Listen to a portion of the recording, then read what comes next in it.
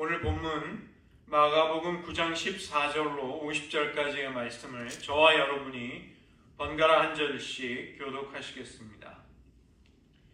이에 그들이 제자들에게 와서 보니 큰 무리가 그들을 둘러싸고 서기관들이 그들과 더불어 변론하고 있더라. 온 무리가 곧 예수를 보고 매우 놀라며 달려와 문안하거늘 예수께서 물으시되 너희가 무엇을 그들과 변론하느냐? 무리 중에 하나가 대답하되 선생님 말 못하게 귀신 들린 내 아들을 스님께 데려왔나이다. 귀신이 어디 있어든지 그를 잡으면 거꾸러져 거품을 흘리며 이를 갈며 그리고 파리해지는지라. 내가 선생님의 제자들에게 내쫓아달라 하였으나 그들이 능히 하지 못하더이다.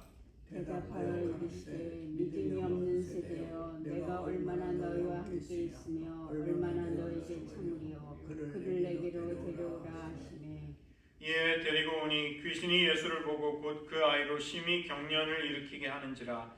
그가 땅에 엎드려져 구르며 거품을 흘리더라. 예수께서 그 아버지에게 물으시되 언제부터 이렇게 되었느냐 하시니 이르되 먹을 때부터나이다. 귀신이 그를 죽이려고 불과 물에 자주 던졌나이다. 그러나 무엇을 하실 수 있거든 우리를 불쌍히 여기사 도와주옵소서. 예수께서 이르시되 할 수 있거든이 무슨 말이냐. 믿는 자에게는 능히 하지 못할 일이 없느니라 하시니 곧 그 아이의 아버지가 소리를 질러 이르되 내가 믿나이다. 나의 믿음 없는 것을 도와주소서 하더라. 예수께서 우리가 달려와 모이는 것을 보시고 그 더러운 귀신을 꾸짖어 이르시되 말 못하고 못 듣는 귀신아 내가 네게 명하노니 그 아이에게서 나오고 다시 들어가지 말라 하시네. 귀신이 소리 지르며 아이로 심히 경련을 일으키게 하고 나가니 그 아이가 죽은 것 같이 되어 많은 사람이 말하기를 죽었다 하나 예수께서 그 손을 잡아 일으키시니 이에 일어서니라. 집에 들어가심에 제자들이 조용히 묻자오되 우리가 어찌하여 능히 그 귀신을 쫓아내지 못하였나이까. 이르시되 기도 외에 다른 곳으로는 이런 종류가 나갈 수 없느니라 하시니라. 그곳을 떠나 갈릴리 가운데로 지날새 예수께서 아무에게도 알리고자 아니하시니 이는 제자들에게 가르치시며 또 인자가 사람들의 손에 넘겨져 죽임을 당하고 죽은 지 3일 만에 살아나리라는 것을 말씀하셨기 때문이더라. 그러나 제자들은 이 말씀을 깨닫지 못하고 묻기도 두려워하더라. 가버나움에 이르러 집에 계실새 제자들에게 물으시되 너희가 길에서 서로 토론한 것이 무엇이냐 하시되 그들이 잠잠하니 이는 길에서 서로 누가 크냐 하고 쟁론하였습니다. 예수께서 안사 12 제자를 불러서 이르시되 가라사 누구든지 첫째가 되고자 하면 그 사람의 끝이 되며 그 사람을 섬기는 자가 되어야 하리라 하시고 어린아이 하나를 데려다가 그들 가운데 세우시고 안으시며 제자들에게 이르시되 누구든지 내 이름으로 이런 어린아이 하나를 영접하면 곧 나를 영접하며 누구든지 나를 영접하면 나를 영접함이 아니요 나를 보내신 이를 영접함이니라. 요한이 예수께 여짜오되 선생님 우리를 따르지 않는 어떤 자가 주의 이름으로 귀신을 내쫓는 것을 우리가 보고 우리를 따르지 아니함으로 금하였나이다. 예수께서 이르시되 금하지 말라. 내 이름을 부탁하여 능한 일을 행하고 즉시로 나를 누방할 자가 없느니라. 우리를 반대하지 않는 자는 우리를 위하는 자니라. 누구든지 너희가 그리스도에게 속한 자라 하여 물 한 그릇이라도 떠주면 내가 진실로 너희에게 이르노니 그가 결코 상을 잃지 않으리라. 또 누구든지 나를 믿는 이 작은 자들 중 하나라도 실족하게 하면 차라리 연자 맷돌이 그 목에 매어 바다에 던져지는 것이 나으리라. 만일 내 손이 너를 범죄하게 하거든 찍어버리라. 장애인으로 영생에 들어가는 것이 두 손을 가지고 지옥 곧 꺼지지 않는 불에 들어가는 것보다 나으니라. 만일 내 발이 너를 범죄하게 하거든 찍어버리라. 다리 저는 자로 영생에 들어가는 것이 두 발을 가지고 지옥에 던져지는 것보다 나으니라. 만일 내 눈이 너를 범죄하게 하거든 베어버리라. 한 눈으로 하나님의 나라에 들어가는 것이 두 눈을 가지고 지옥에 던져지는 것보다 나으니라. 거기에서는 구더기도 죽지 않고 불도 꺼지지 아니하느니라. 사람마다 불러서 소금 치듯함을 받으리라. 함께 읽겠습니다. 소금은 좋은 것이로되 만일 소금이 그 맛을 잃으면 무엇으로 이를 짜게 하리요. 너희 속에 소금을 두고 서로 화목하라 하시니라. 기도하시겠습니다. 하나님, 저희들 주님의 말씀 앞에서 다시 한번 제자로서 어떻게 살아가야 할지 우리들을 인도하여 주시고, 저희들 삶 속에 주님을 따르는 것이 철저한 결단과 헌신 속에서 이루어짐을 다시금 상기하면서 우리들의 육신의 지체를 잘라버릴 각오까지 하면서라도 주님을 사랑하며 순종할 수 있게 하여 주시옵소서. 모든 말씀 예수님의 이름으로 기도드립니다. 오늘 본문은 특별히 그 변화산 사건 이후에 예수님이 제자들에게 다시 오셨을 때, 산 아래 나머지 9명의 제자들에게 돌아오셨을 때 일어난 사건들을 다루고 있습니다. 귀신이 들린 한 아들을 둔 아버지가 치유를 부탁하지만 제자들은 그 소년의 치유를 실패하게 됩니다. 그리고 예수님은 하나님의 나라에 관해 가르치시면서 제자들을 교훈하시면서 다시 가르침을 주시는 것이죠. 이러한 치유의 능력이 믿음의 기도 외에는 나올 수가 없다고 말씀하십니다. 이 본문에 나오는 이 귀신을 축출하시는 이 기사, 이 사건은 예루살렘으로 가시는 기사, 여행 기사 속에 나오는 유일한 기적 이야기입니다. 예수님이 귀신을 쫓아내신 이야기들은 1절이나 1장, 5장, 7장 같은데 이미 등장하고 있지만 오늘 보시는 이 맥락 속에서는 제자들을 가르치시는데 예수님의 주된 관심이 있기 때문에 이 치유의 사건이 제자도에 관한 제자들을 교육시키는 것과 깊이 연결이 되어 있는 것이죠. 예수님과 3명의 제자들이 나머지 9명의 제자들에게 돌아왔을 때 그들은 서기관들에게 둘러싸인 채로 변론을 하고 있었습니다.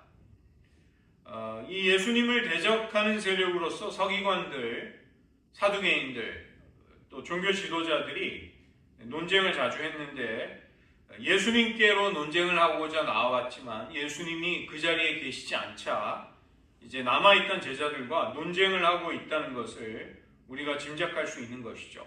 그러나 오늘 본문 속에서 이 서기관들은 중요한 등장인물이 아닙니다. 그들은 나머지 뒤에서는 등장하지 않는 것이죠. 많은 무리들은 예수님을 보자 매우 놀라고 반가워하면서 문안을 합니다. 이들이 왜 놀랐을까? 아마도 모세가 하나님의 임재 앞에서 시내산에 머물다가 내려왔을 때 얼굴에서 광채가 났던 것처럼 예수님이 변화산에서 변모되신 것과 어떤 모종의 연관성이 있지 않을까 우리는 생각해 볼 수도 있는 것입니다.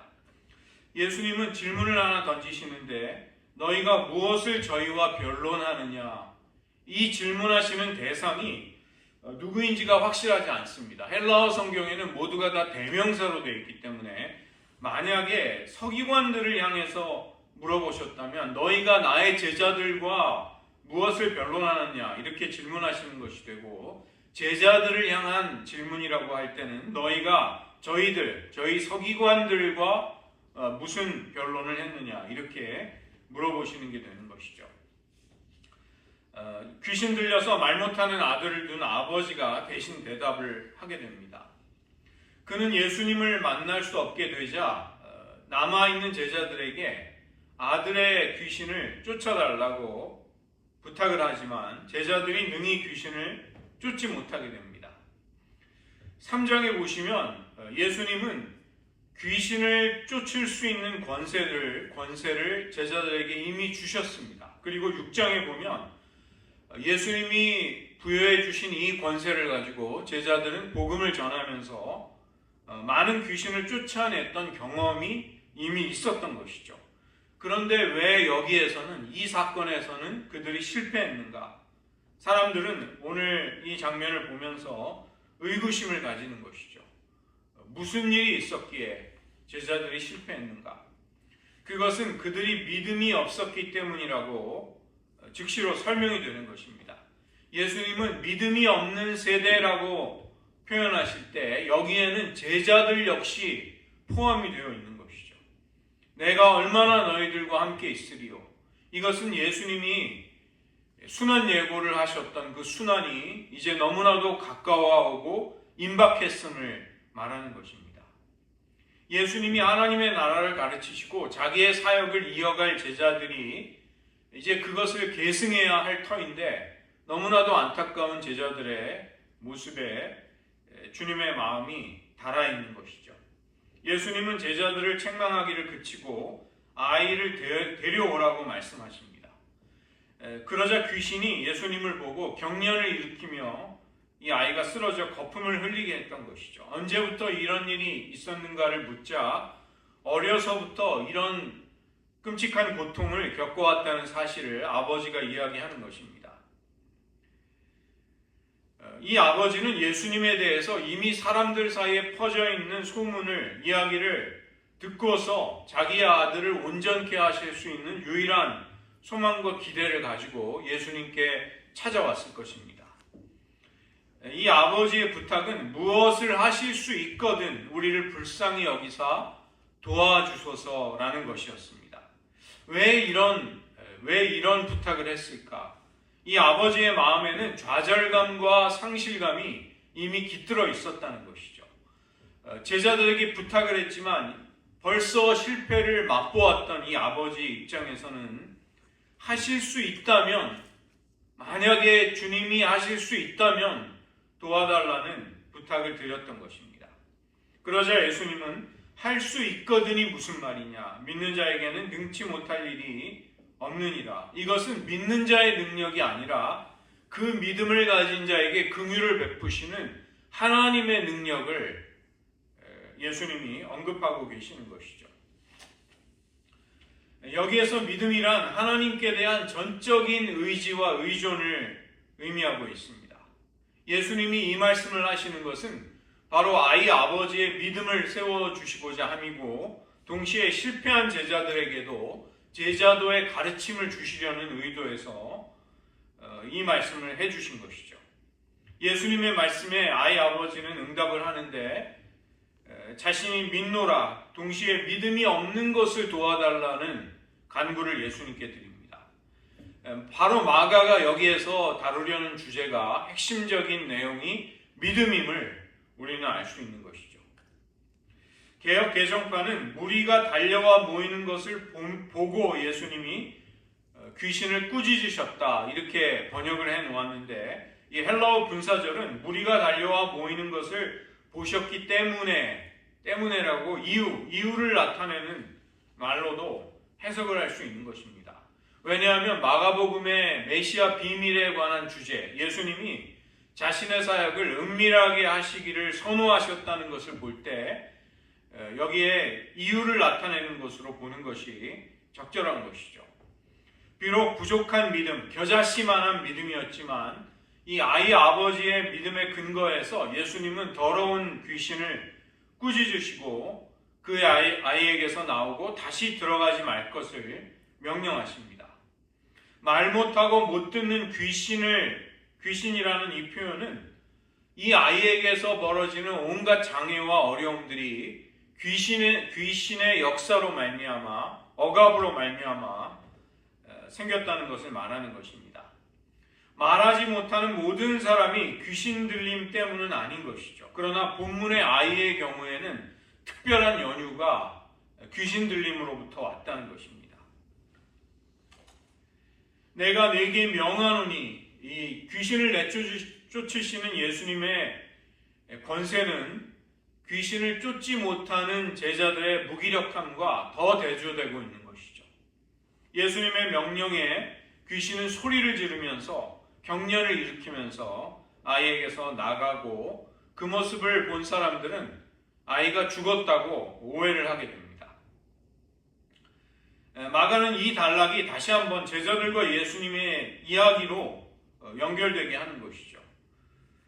왜 우리들은 능히 그 귀신을 쫓아내지 못하였습니까?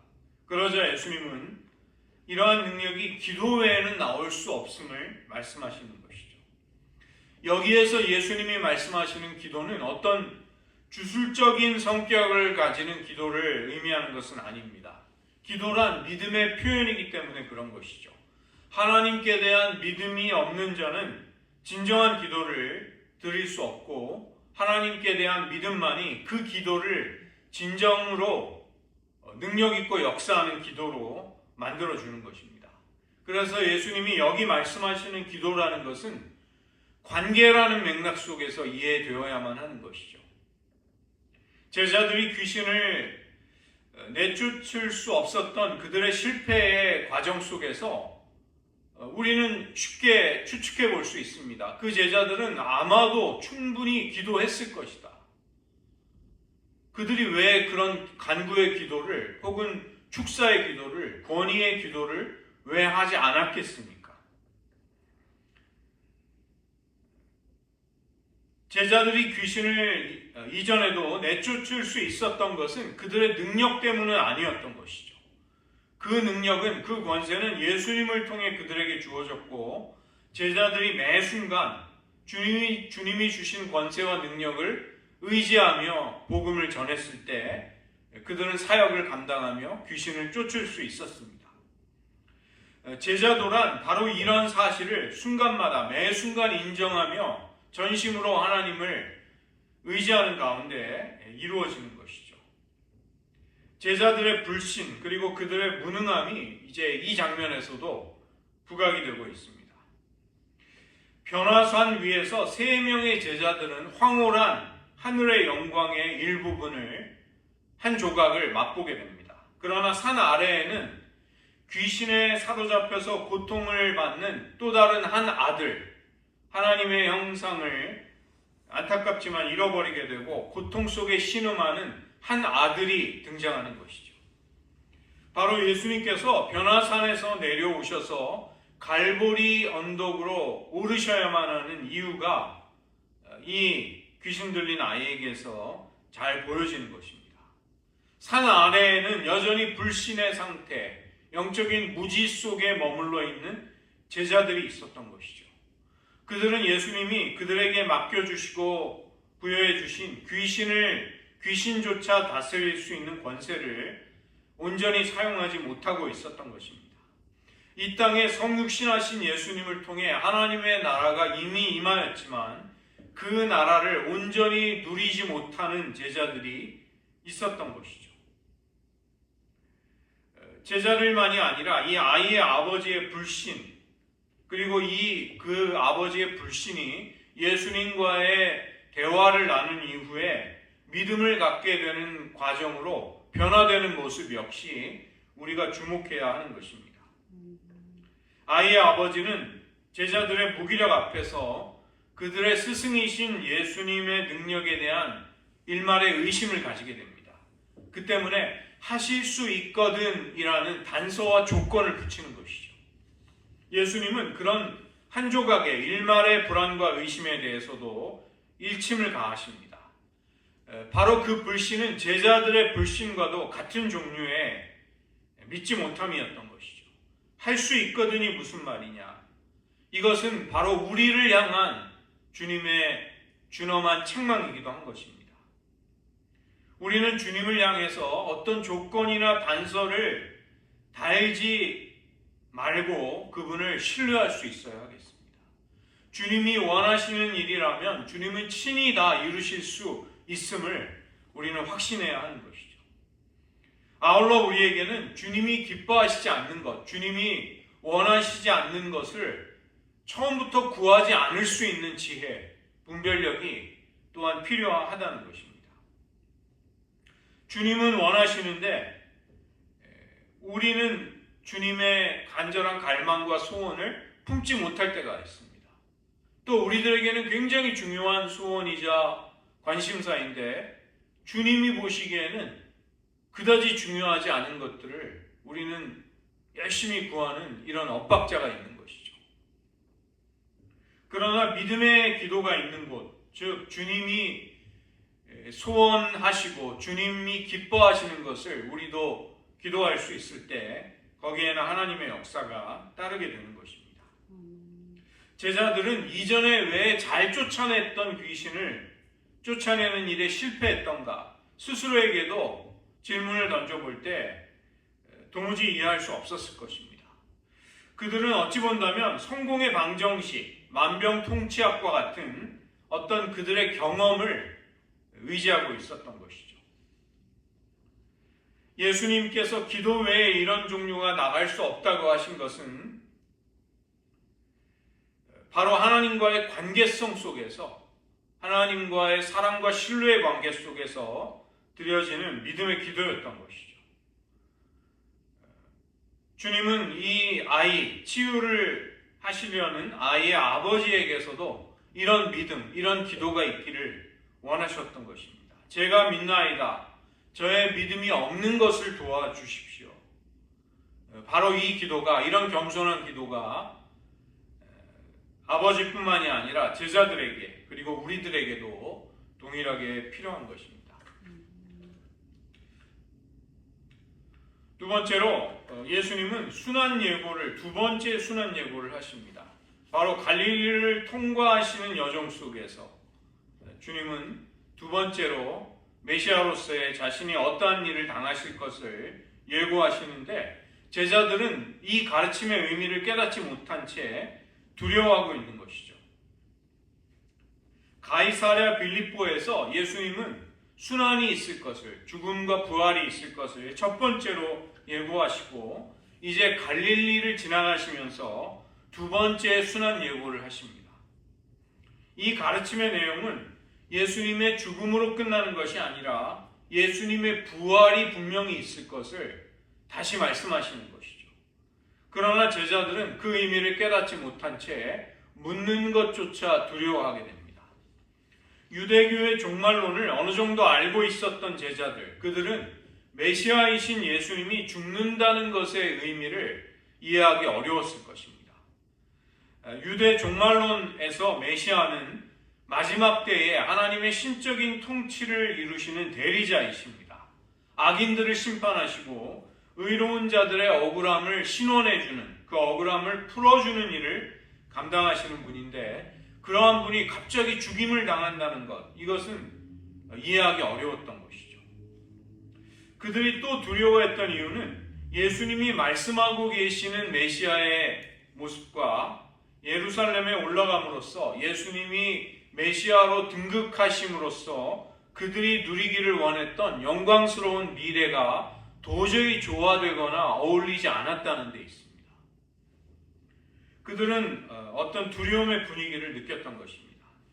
죽음과 부활을 통해서 하나님의 구속의 계획을 성취하려고 하시는 예수님의 메시아의 여정, 앞으로의 운명과 제자들이 예수님을 따르면서 거기에서 얻기를 원했던 세상의 성공과 권세, 이 사이에는 분명한 엇박자, 불협화음이 일어나고 있었던 것이죠. 예수님은 가버나움의 집에서 제자들에게 한 가지의 질문을 던지십니다. 길에서 너희들이 무엇을 토론했느냐?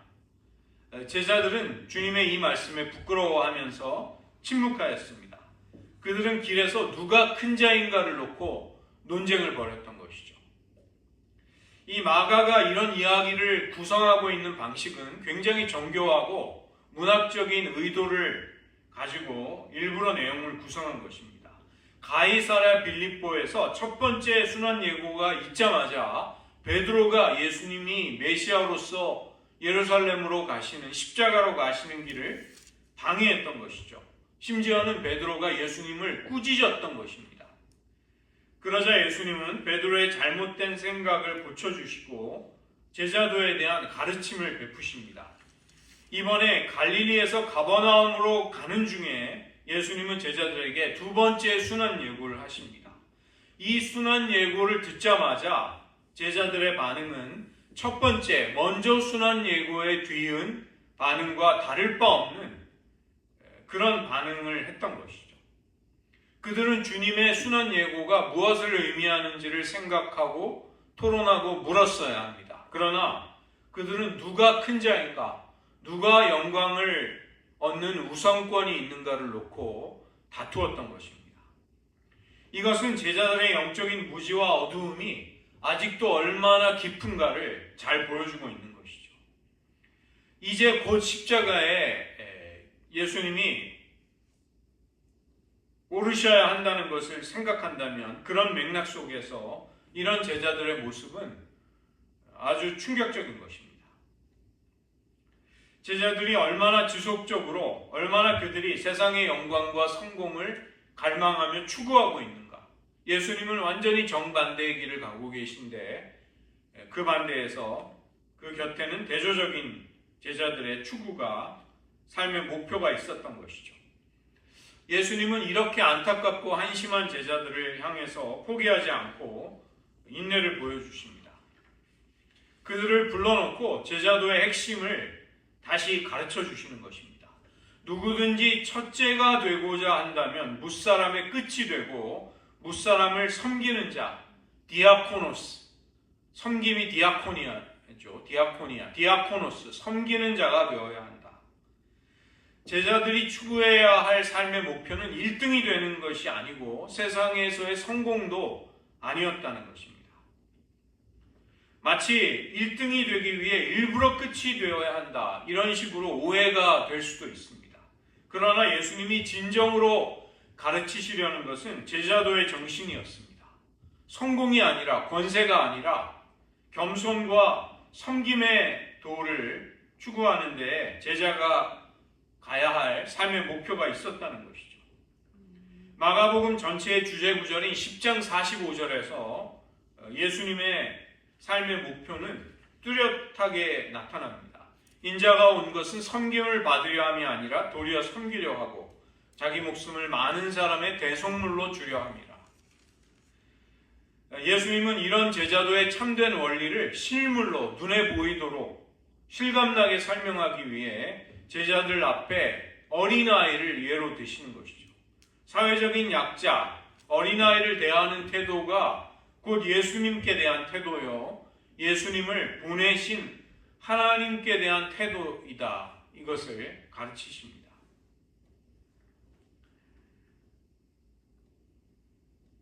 또 하나는 참된 제자도가 동역자들을 어떻게 대하는가를 통해 나타나는 것이죠. 요한이 보고하기를 예수님의 이름으로 귀신을 내쫓는 사람들이 있었는데 그들이 제자들의 무리와 함께 하지 않았기 때문에 그들이 하는 행동을 금지시켰다는 사실을 보고합니다. 9장 18절에서 귀신을 내쫓는데 실패한 제자들이 등장하고 난 다음에 예수님의 이름으로 귀신을 쫓아내는 어떤 사람들이 있었다는 것은 묘한 의미로 대조를 이루는 것입니다. 믿음이 혹은 믿음의 기도가 부족해서 축사에 실패한 제자들, 그들은 능력을 행하는 사람들을 보고 시기심과 경계심을 발동했을 것입니다. 제자들은 귀신이 내쫓기고 사람들이 자유와 해방되는 것에, 하나님의 나라가 이루어지는 것에 관심을 보이기보다 독선과 시기심을 가지고 사람의 일에 더 많은 관심을 보였던 것이죠. 요한의 보고를 들으신 예수님은 그런 사람들이 귀신을 내쫓는 것을 금하지 말라, 이렇게 말씀하십니다. 제자들은 우리들과 함께하지 않는 자들을 대적으로 여겼지만 예수님은 우리를 반대하지 않는 자는 우리를 위하는 자다. 제자들의 편협함을 고쳐주시는 것이죠. 이것은 그리스도 안에 있는, 복음 안에 있는 동역자됨을, 동역자의 정신을 강조하시는 것입니다. 이 40절에 우리를 반대하지 않는 자는 우리를 위하는 자다. 이 말씀은 마태복음 12장 30절, 누가복음 11장 23절과 무언가 모순되고 충돌이 되는 것처럼 보이기도 하는 것입니다. 거기에서 예수님은 나와 함께 하지 않는 자는 나를 반대하는 자니라, 이렇게 말씀하십니다. 그러나 그 문맥을 잘 살펴보시면 충분히 이해가 될 수 있습니다. 여기 마가복음 9장 40절에서 우리를 반대하지 않는 자라는 것은 하나님의 나라를 위해서 예수님의 이름의 권세로 귀신들과 악의 세력과 싸우고 있는 사람들을 말하는 것이죠. 그런데 마태복음 12장 30절에서 나와 함께하지 않는 자라고 예수님이 지칭하는 사람들은 예수님이 귀신을 쫓아내는 것이 바알세불, 귀신의 왕을 힘입어 쫓아내는 것이라고 비난하고 신성모독을 했던 사람들을 일컫는 것입니다. 그래서 그들은 나를 반대하는 자들이다. 예수님이 그렇게 말씀하신 것이죠. 세상적인 성공의 야망에 붙들려서 으뜸이 되고자 하는 것이 제자들의 갈망이었습니다. 그러나 예수님은 그들에게 정반대의 길, 제자도를 말씀하고 계시는 것이죠. 섬김의 정신을 가지고 예수님의 이름으로 하나님 나라의 사역을 감당한다는 것은 지극히 작은 자들을 섬기는 것이고 동료를 섬기는 것이다. 그리스도 안에 함께하는 이들과 연대하는 것이다. 그것이 상을 잃어버리지 않게 할 것이다. 이것을 가르쳐 주셨던 것입니다. 이어지는 말씀 속에서 예수님은 제자들에게 경고하시는 것이 있습니다. 즉 동료 그리스도인들에게 행하는 행동을 자칫하면 실족해함으로써 그것이 죄가 될 수 있다고 교훈하고 계시는 것이죠. 42절에 실족하게 한다는 표현은 믿음의 자리를 떠나서 멸망의 자리로 나아가게 하는 것을 말하고 있는 것입니다. 연자맷돌을 누가 매는가? 실족하게 하는 사람이 매는가? 아니면 실족한 사람이 매야 하는가? 두 개가 다 이제 문맥 속에서는 가능한 것이죠. 그러나 어떤 쪽으로든 그 의미는 변하지 않습니다. 실족하게 한다는 것은 연자맷돌을 목에 메고 바다에 던져지는 것보다 더 나쁜 것이다. 이것을 예수님이 말씀하시는 것이죠. 누구든지 작은 자 한 명을 실족하게 한다면, 소자 한 사람을 실족하게 한다면, 즉 그의 발이 걸려 넘어지게 한다면 연자맷돌을 목에 달고 바다에 던지는 편이 더 낫다. 이 이야기를 통해서 예수님은 동료 그리스도인들에 대한 제자도의 정신을 계속해서 당부하고 계시는 것입니다.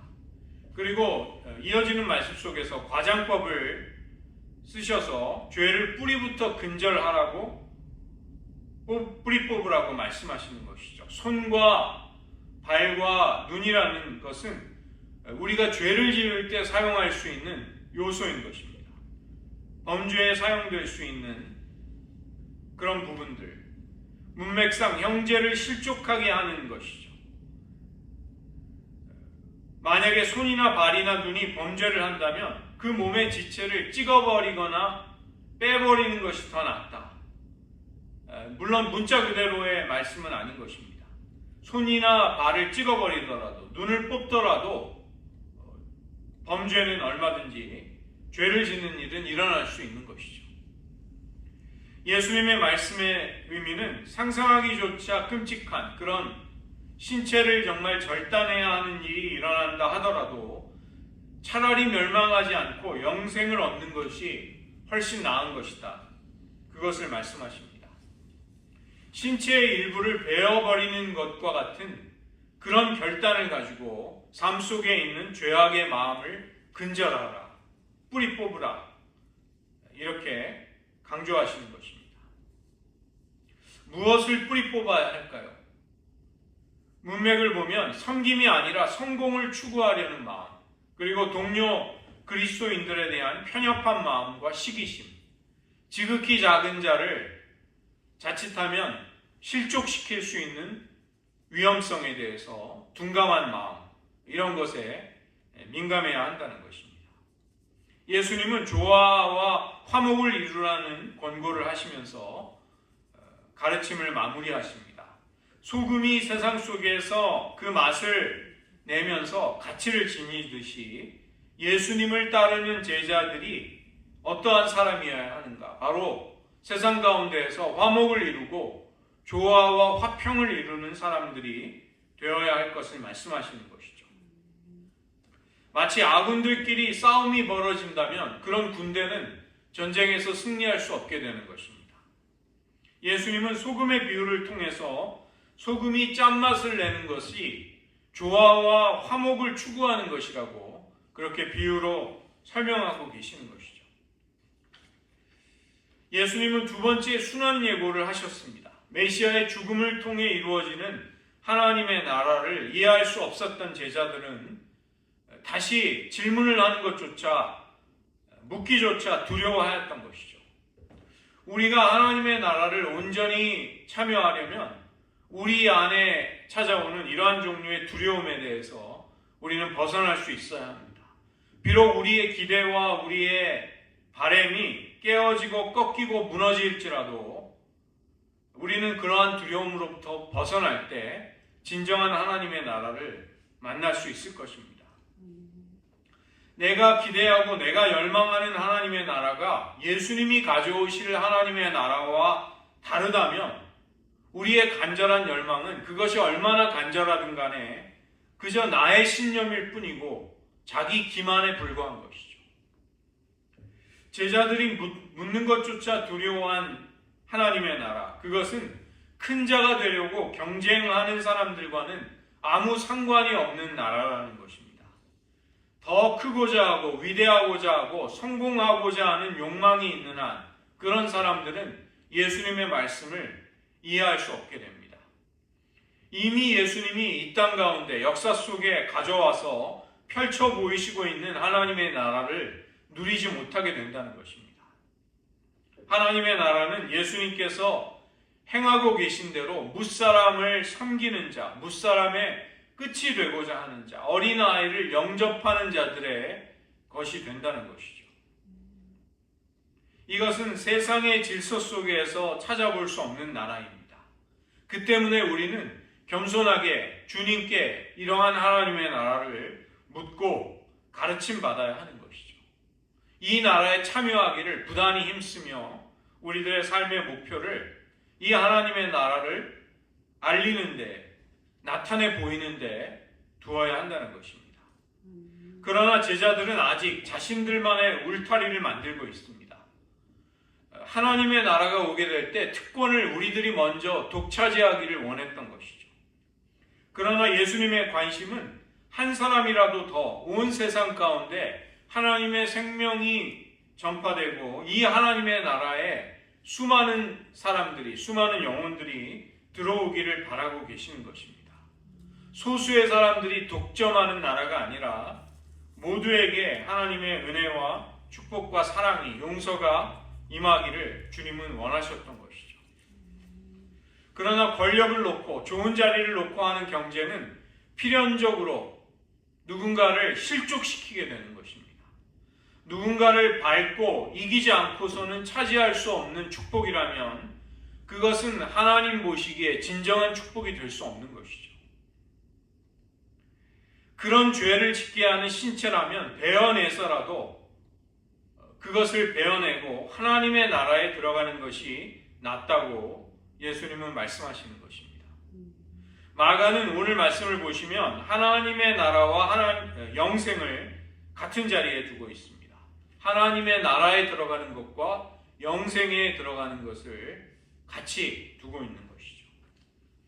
우리는 모든 것을 다 바쳐서라도 기꺼이 희생하고서라도 이 하나님의 나라, 이 영생에 들어갈 만한 가치가 있고 이것은 우리가 결코 놓쳐서는 안 되는 삶의 목표라는 것입니다. 오늘 말씀을 의지하면서 저희들 기도하기 원합니다. 변화산의 사건은 제자들이 머물러야 할 곳은 아니었습니다. 변화산 아래에는 바로 세상 한복판에서 주님과 함께 여전히 해야 할 일이 있었던 것이죠. 예수님은 산 아래, 변화산 아래로 내려오셔서 자신이 왜 갈보리를 향해 가셔야 하는지를 보여주시는 것입니다. 변화산 아래의 세상은 고통과 탄식, 불신과 무력함으로 가득한 곳입니다. 주님은 바로 그런 상황에 탄식하시지만 긍휼한 마음으로 귀신 들린 아이를 둔 아버지의 이야기에 귀를 기울여 주십니다. 우리도 이 아버지처럼 우리가 해결할 수 없는 문제가 있다면 주님 앞에 나아가 소상히 자세히 아뢰을 수 있어야 하겠습니다. 그리고 우리의 부족함을, 믿음 없음을 그 주님 앞에 인정할 수 있어야 하는 것이죠. 주님은 우리의 불신앙을 책망하실 것입니다. 그리고 우리의 위축되고 온전하지 못한 믿음이 변화될 수 있도록 우리에게 은혜를 주실 것입니다. 우리가 연약할지라도 주님을 온 마음을 다해 의지하고자 할 때 주님은 그런 우리를 받아주시고 긍휼히 여겨주실 것입니다. 제자들이 주님의 권능으로 귀신을 쫓아냈던 것은 한두 번이 아니었지만 그러나 믿음의 기도가 없게 되자 그들은 무기력해지는 것이죠. 승리와 성공이라는 것은 어떤 특별한 방식을 아는 것으로, 방법을 아는 것으로 오지 않습니다. 주님을 사랑하고 주님을 의지하는 가운데 우리는 진정한 승리를 거둘 수 있게 되는 것이죠.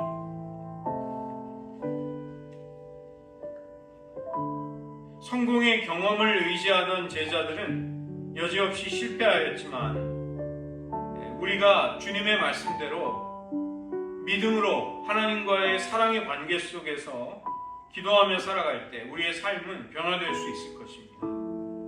신자의 삶이 그러하고 제가 교단 회의에도 다녀왔는데 목회를 한다는 것도 마찬가지라는 생각이 듭니다. 단지 어떤 방법, 신통한 방법을 깨우친다는 것으로 목회를 할 수 있는 것은 아니죠. 전심으로 온 마음을 다해 하나님을 의지하는 것밖에는 할 수 있는 일이 없는 것입니다. 크리스찬에게 뭔가 깔끔한 원칙, 마스터 키와 같고 만병통치약과 같은 일괄적으로 모든 것을 해결할 수 있는 방법이 주어지는 것은 아니라는 것입니다. 우리에게 아무리 황홀한 신비 체험과 영적인 경험이 찾아오더라도 그것을 가지고 승리할 수 있는 것은 아닌 것이죠.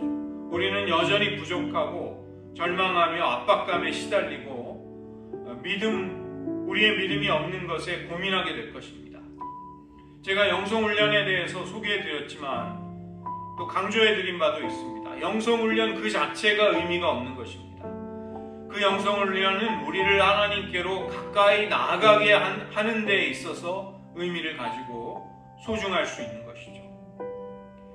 주님을 바라보고 주님을 신뢰하면서 주님 할 수 있거든이 아니라 주님께 단서와 조건을 다는 것이 아니라 주님은 우리를 끝까지 사랑하시면서 십자가로 가고 계시는 분, 우리를 책임져 주시는 분이심을 믿고 확신해야 하겠습니다. 소금이 좋은 것이지만 그 맛을 잃으면 무엇으로 짜게 할 수 있느냐? 너희들은 제자도의 본질을 잃어버리지 말아라. 십자가의 도를 따르라. 큰 자가 되려는 야망 대신에 어린아이 하나를 나의 마음으로, 나의 사랑으로 영접하라. 경쟁과 시기가 아니라 하나님의 나라를 세워나가는 모든 신자들, 동료 신자들, 형제 자매들과 동역하며 축복하며 서로를 격려하라. 그것이 우리를 주님을 뒤따르는 삶으로 이끌어 줄 것입니다. 이 시간 저희들 주님이 그 믿음이 없는 제자들을 일깨워 주시면서 당부하신 제자도 우리도 그 길을 갈 수 있게 도와주십시오. 이 시간 잠시 기도하시겠습니다.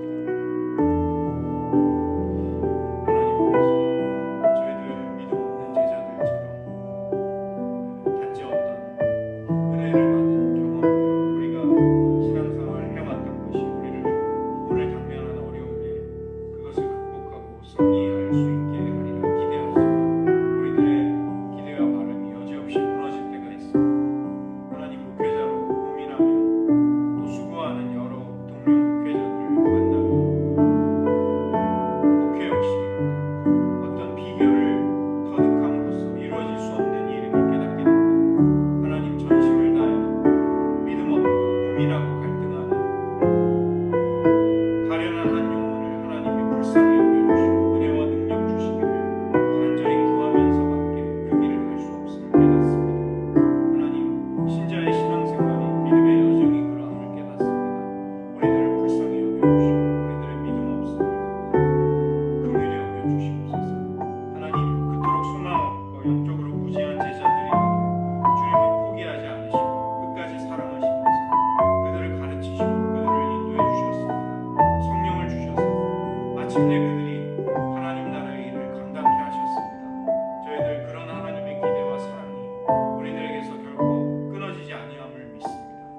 주님을 의지하며 그 길 끝까지 갈 수 있도록 도와주시옵소서. 기도하겠습니다. 하나님 아버지, 변화산의 그 황홀한 영적인 체험 속에 예수님과 제자들은 머물러 있을 수 없었음을 깨닫게 됩니다. 바로 그 산 아래에 귀신 들려 고통당하는 아들을 둔 아버지의 애통함과 고민이 있었기에 주님은 변화산에서 내려오셔서 갈보리 언덕을 향해 다시 그 죽음을 향해 순환 예고를 하시며 가실 수밖에 없으셨습니다. 그 곁에 믿음이 없어 할 수 있다면 주님의 능력에, 주님의 권세에 조건과 단서를 다는 어리석은 아이의 아버지, 그리고 깨닫지 못하며 십자가의 길을 질문조차 하지 못하는 두려워하는 제자들이 있었음을 저희들 말씀 속에 봅니다. 주님의 질책과 책망을 그들만이 아니라 우리들 역시 들어야 함을 깨닫습니다. 그러나 주님이 그토록 믿음 없고 연약한 우리들을 포기하지 않으시고 끝까지 사랑하시며 책임져 주시고 십자가로 가심으로써 성령을 부어주시는 제자들을 통해 하나님의 나라를 확장해 가시고 그 일을 교회를 통해 우리들에게도 동역하며 동참케 하심을 깨닫습니다. 하나님, 그런 하나님의 사랑이 우리를 포기하지 않으시는 주님의 인내가 우리들을 붙들고 가심을 믿기에 저희들 주님을 따르기를 원하며 저희들 이토록 부족하고 연약하지만 주님의 사랑이 우리들을 포기하지 않는 한 다시금 우리들 희망과 용기를 가지고 믿음의 여정을 계속해 갈 수 있음을 깨닫습니다. 저희들 다시 한번 우리들의 믿음 없음을 겸손히 인정하고 도와주시며 주님의 긍휼을 구하는 가운데 하나님과의 사랑의 관계 속에서 기도의 능력을 맛보게 하시고 하나님께 두는 신뢰와 확신, 인내와 순종의 발걸음이 우리를 마침내 하나님의 뜻을 이루는 자리까지 가게 될 것을 확신하면서 그 믿음의 여정에 낙오하지 않고 인내하며 주님을 따를 수 있게 도와주시옵소서. 모든 말씀 예수님의 이름으로 기도드립니다. 아멘.